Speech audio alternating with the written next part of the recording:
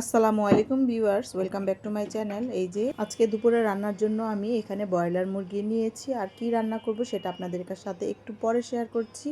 এখানে আমি ব্রয়লার মুরগির পিসগুলো একটু বড় বড় করে কেটে নিয়েছি। এখন এক এক করে মশলা দিয়ে দিচ্ছি, লবণ, আদা রসুন বাটা, তারপর হচ্ছে মরিচ গুঁড়ো, ধনে গুঁড়ো, তারপর জিরা গুঁড়ো, সয়া সস, টক দই, এগুলো সব কিছুই পরিমাণ মতো করে দিয়ে তারপর আমি হাতে ভালো করে ম্যারিনেট করে রাখবো প্রায় 30 থেকে 35 মিনিটের মতো। তারপর আরেক ধাপ আমি মশলা দিয়ে তারপর আবার 30 মিনিটের মতো রেস্টে রাখবো। তো মশলা মাখানোর পর যতক্ষণ রেস্টে রাখা যায় ততই মশলাটা ভিতরে ভিন্নে যাবে।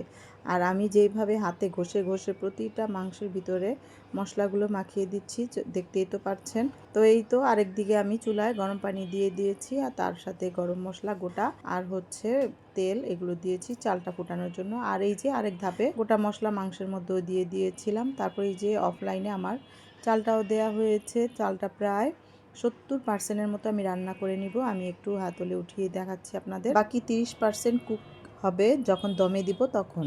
এখন চালনিতে চালগুলো ঢেলে নিচ্ছি, ভালো করে ঝরিয়ে নিব।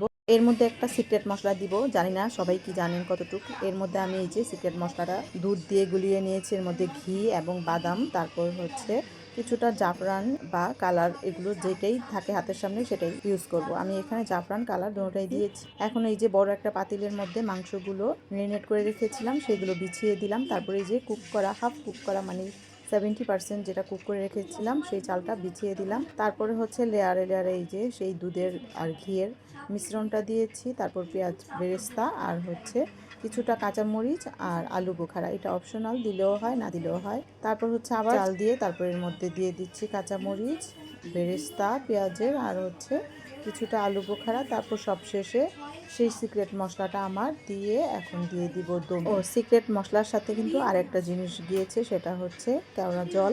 এটা তো অবশ্যই মাস্ট দিতে হবে। তো কেওড়া জলটা দিলে এটা অথেন্টিক টেস্টটা কিন্তু ভালো করে আসে।